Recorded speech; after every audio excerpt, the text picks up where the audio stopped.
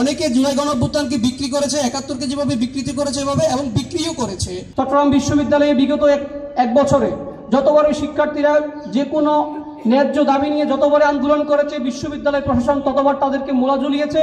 বিশ্ববিদ্যালয় প্রশাসন ততবার বিভিন্ন ছাত্র সংগঠনের মাধ্যমে divide and rule policy apply করেছে এবং সেভাবে আমাদের যত ন্যায্য দাবি, আমাদের যে এজেন্ডা ছিল সেটা থেকে আমাদেরকে দূরে সরিয়ে দিয়েছে। যতবারই শিক্ষার্থীরা আন্দোলন করেছে, দাবি দাওয়া উপস্থাপন করেছে, ততবার ছাত্র সংগঠনগুলোর মাধ্যমে আমাদের এজেন্ডাকে, আমাদের উদ্দেশ্যকে, আমাদের অধিকারকে হাইজ্যাক করেছে।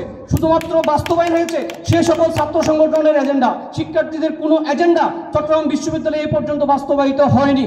সবাই মত প্রকাশের স্বাধীনতা পাবে, সকল শিক্ষার্থী পরিচয়ে চট্টগ্রাম বিশ্ববিদ্যালয়ে পরিচিত হবে এবং বিবেচিত হবে।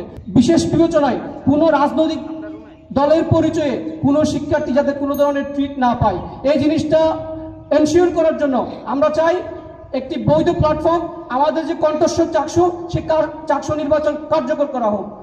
এবং আমি যদি নির্বাচিত হই, যেহেতু চাকসু একটি গণতান্ত্রিক ইভেন্ট, ডেমোক্রেটিক প্র্যাকটিস এবং ডেমোক্রেটিক ইভেন্ট, ৩৬৫ দিনের পরে ৩৬৬ দিনের মাথায় পরবর্তী চাকসু নিশ্চিত করার জন্য আমি প্রয়োজনে একা হলেও রাজপথে নামবো, যাতে আমাদের এই গণতান্ত্রিক ধারা অব্যাহত থাকে।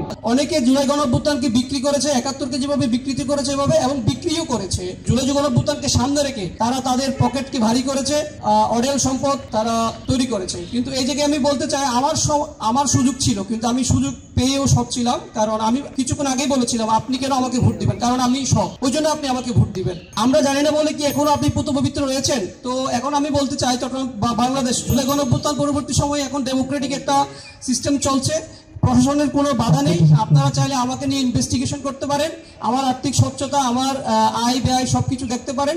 এই ক্ষেত্রে আমার পক্ষ থেকে কোনো বাধা থাকবে না, এই নিশ্চয়তা আমি দিচ্ছি।